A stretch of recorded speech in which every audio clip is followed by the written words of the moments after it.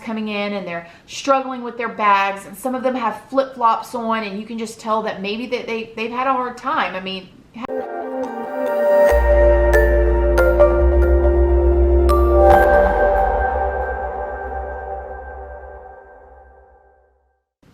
good morning, my lovelies, my beauties, my friends. My name is Christina and welcome to my channel. If you're new here, thank you so much for clicking on this video. I really hope that you will subscribe, stick around, take a chance on hearing some things that I have to say. And if you are a returning subscriber, y'all already know, y'all are my babies. Good morning, good morning, good morning.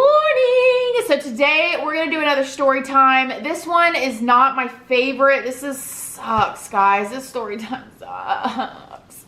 But y'all wanna know some of the things that happened to me after I got out of prison and ways that my past or my criminal background still affects me to this day. So let's just get into it. So back in 2012, my grandmother told me that she had a friend that works at this little children's hospital. Now, it's not like a big children's hospital like you would imagine, like a hospital. It's like a little doctor's office. That's what it is, a doctor's office. It's a pediatrics place, right? And her friend worked there, and her friend was looking to hire somebody for 10 hours a week. That's it. They just needed somebody for 10 hours a week to fill in. Well, at the time, I was still going to college to be a social worker, and I knew that this particular doctor's office was one that accepted like Medicaid and stuff like that. So I knew that there would be a lot of people coming in there that maybe didn't have like all the resources that a private doctor's office was. So I was really excited about it. I wanted to work in that type of environment.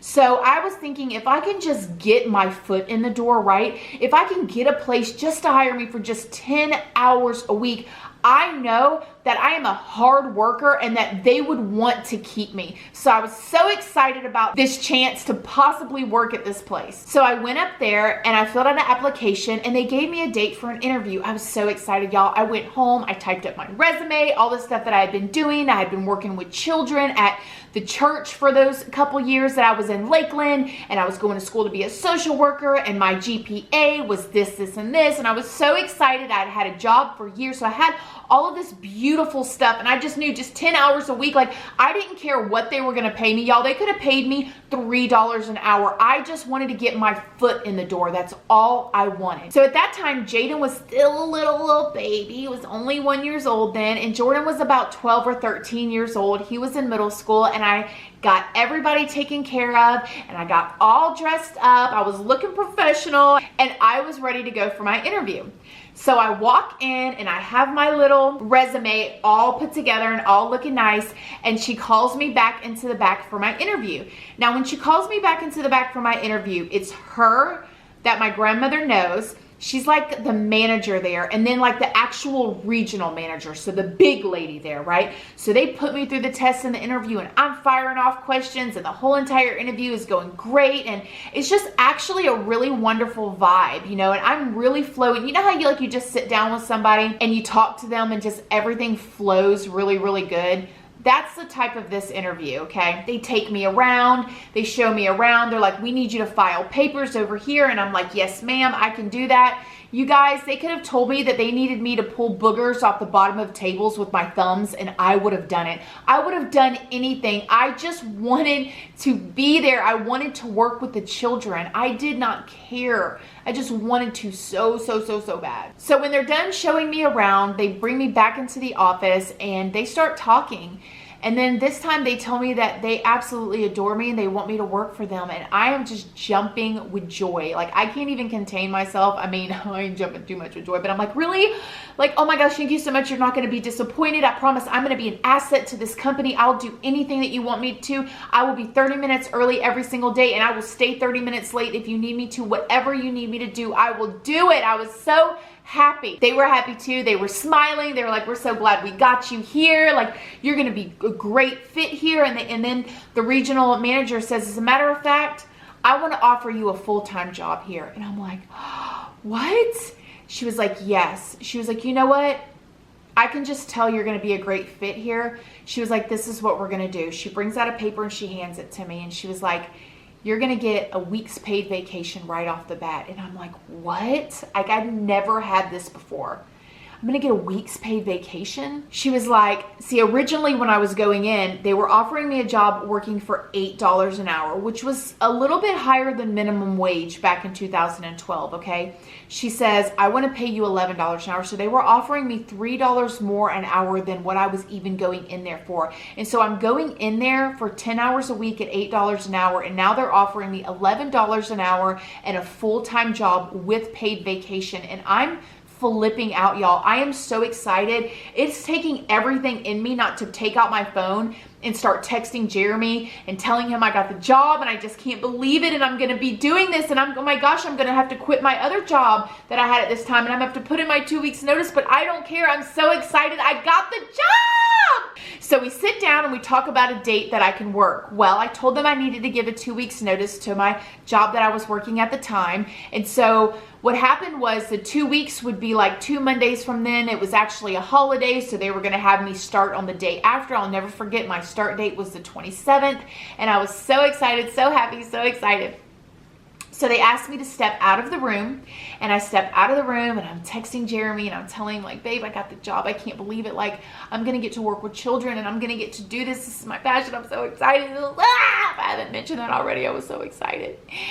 And so I'm sitting there about 20 minutes, and I'm playing on my phone. I'm just hanging out in the lobby, and I'm looking at all the kids, and I'm seeing these little kids run by, and they got little snotty noses, but I'm so excited. I don't care. I'm going to get to hand them tissues, right?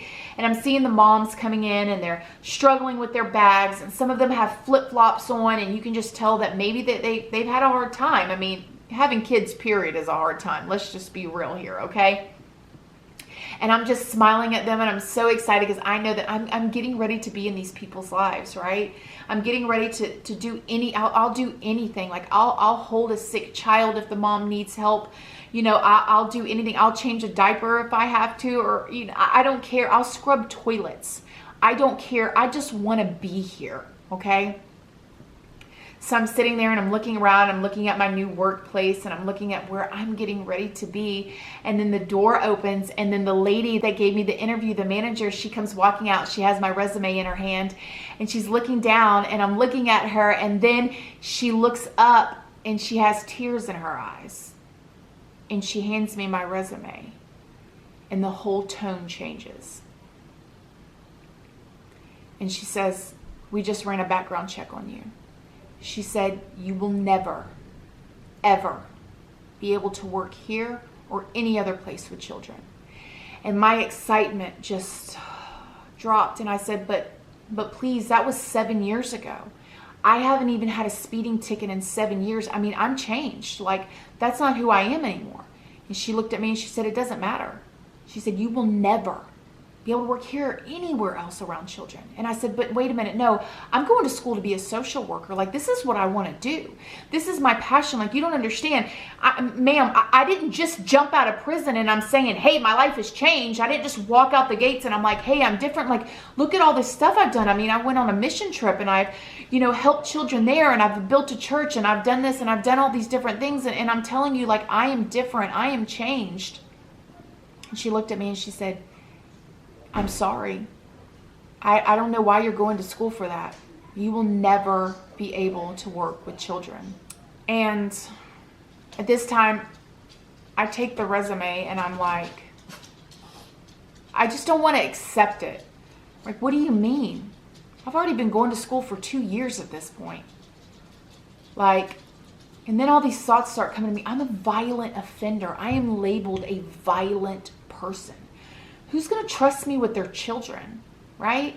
So you mean to tell me everything that I've been through, everything that I've worked so hard for means nothing now? And I take my resume, and I could tell that she was sorry. And I don't know if she was sorry to me or if she was sorry that she believed in me for a moment. And I still don't know to this day why she had tears in her eyes. Was she embarrassed? Was she embarrassed? Did she feel like I tricked her? Did she, you know, I can only imagine what they were thinking when they were so excited.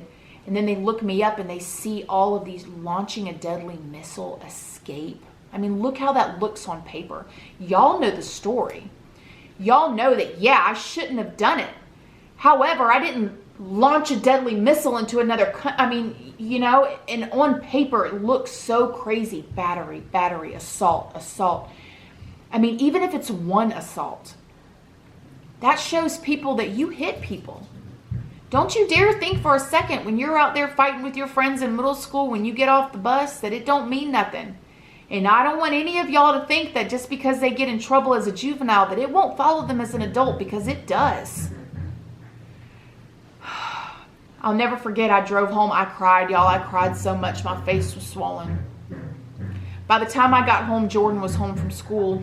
And I'll never forget, he was in his room laying down. And I went in his room. He was 12 or 13 at this time. And I crawled in the bed with him and I cried. And I said, please, baby, don't ever get in trouble.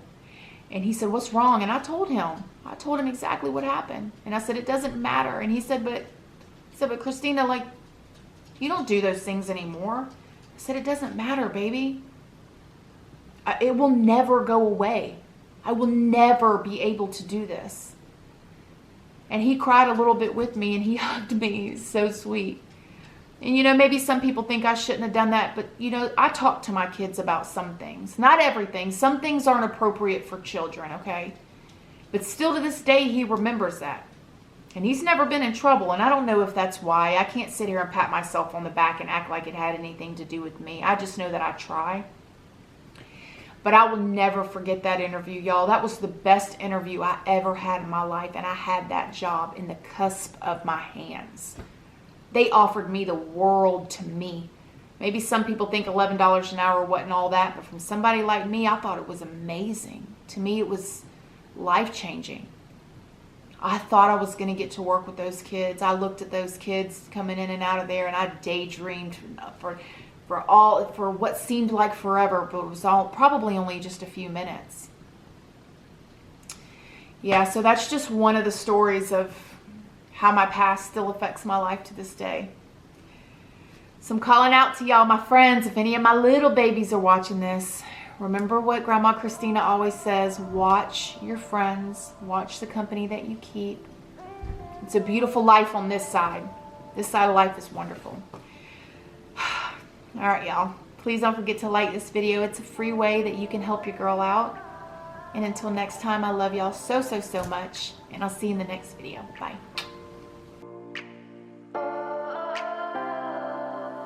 We are